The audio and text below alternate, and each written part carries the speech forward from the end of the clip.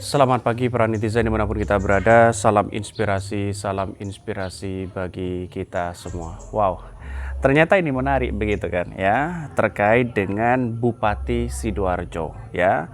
Capek-capek membelot dukung 02, tahu-taunya juga ya kena KPK begitu kan.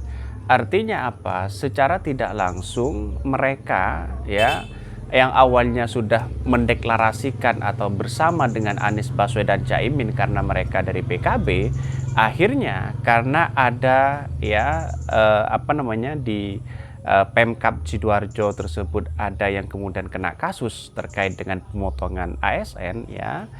Di situ maka Bupati juga ketar-ketir, akhirnya membelot di situ begitu mendukung 02 ya, dianggap tidak ditangkap oleh KPK. Ternyata sekarang ada berita yang cukup menggemparkan, ternyata juga ditangkap begitu kan. Aneh kan di situ begitu. Ya anehnya karena kenapa kok tiba-tiba mereka membelot ke 02 karena ingin mencari posisi aman, tapi tahu-taunya juga mereka satu sisi ya kena pada KPK begitu kan.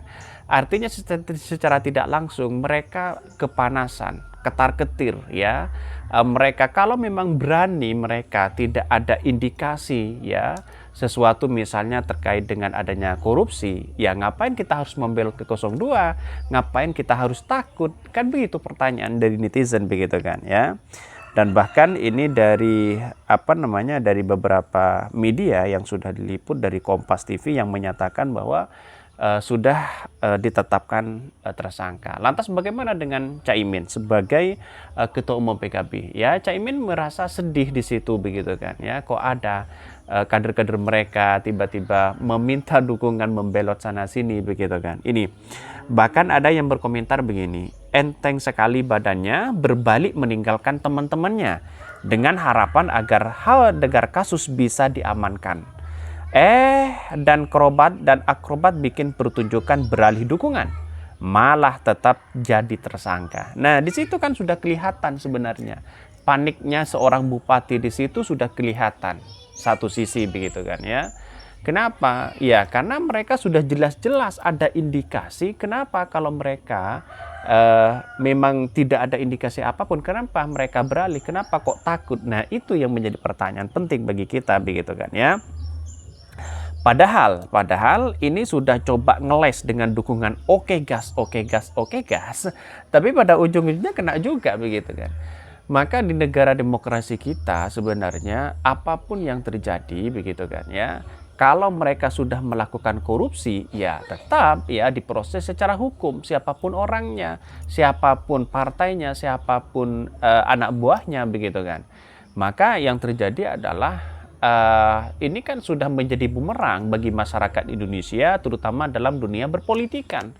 Ya, oke gas sana sini, tapi tahu-tahunya begitu kan ada tindak pidana korupsi di situ begitu kan. Jangan-jangan orang yang melakukan oke gas semuanya begitu kan ya akan menemukan titik terang siapa yang sebenarnya dan apa yang kemudian menjadi cikal bakal dalam dunia politik kita, bahwa apakah ada tersandra korupsi atau bagaimana begitu kan. Itu yang menjadi pertanyaan hari ini. Mari kita baca, ini ada media yang cukup menarik di Kompas TV ya.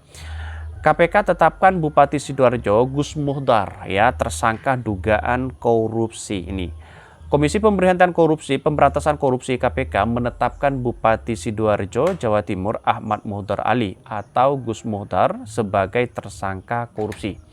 KPK menduga Gus Muhdar memotong dengan menerima uang di lingkungan Badan Pelayanan Pajak Daerah BPPD Sidoarjo. Bahwa dalam konfirmasinya menyatakan ya, dalam beberapa media mengatakan betul yang bersangkutan menjadi Bupati Kabupaten Sidoarjo pada periode 2021 sampai dengan sekarang, kata juru bicara penindakan Kelembagaan Ali Fikri.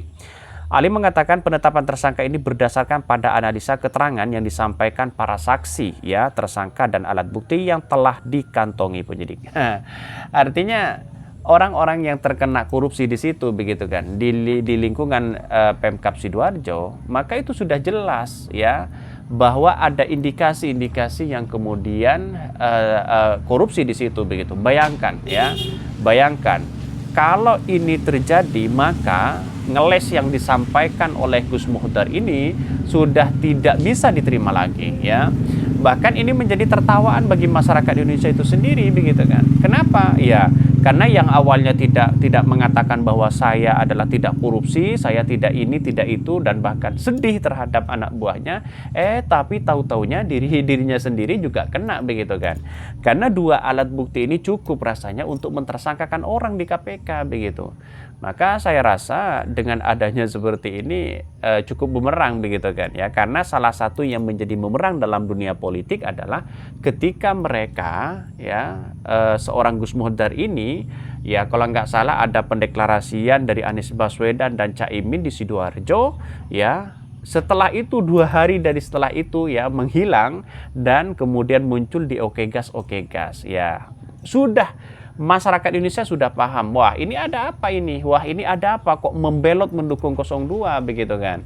Apakah mereka sudah tersandra, apakah mereka sudah panik, apakah mereka atau bagaimana. Tapi yang jelas adalah bahwa yang terjadi selama ini begitu kan ya, siapapun sudah tahu di situ begitu ya. Kalau memang tidak ada apa-apa ya kenapa mereka juga takut begitu kan. Dan di sini sudah dikatakan ada alat bukti yang cukup kuat ya untuk mentersangkakan Gus Muhdar di situ begitu.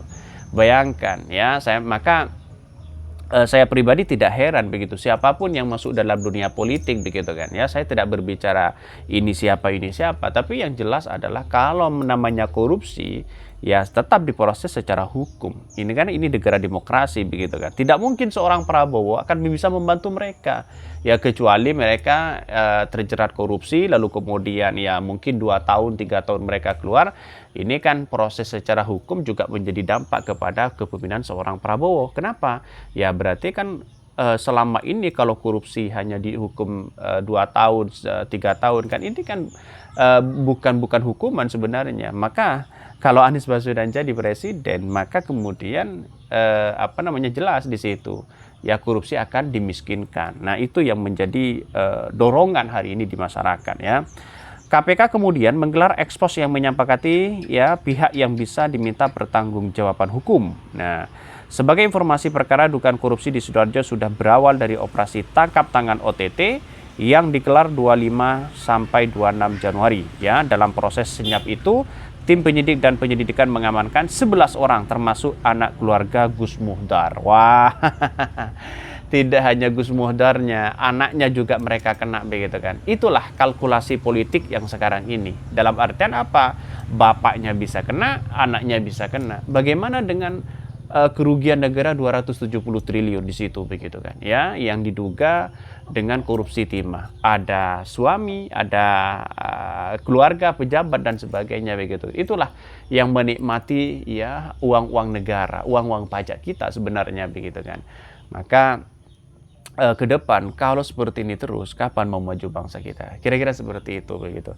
Oke ya, mungkin itu yang kami sampaikan karena saya ada di desa dengan pemandangan yang begitu eksotis seperti ini begitu ya. Mungkin itu yang kami sampaikan. Tonton terus channel Khodari Podcast Rakyat ini.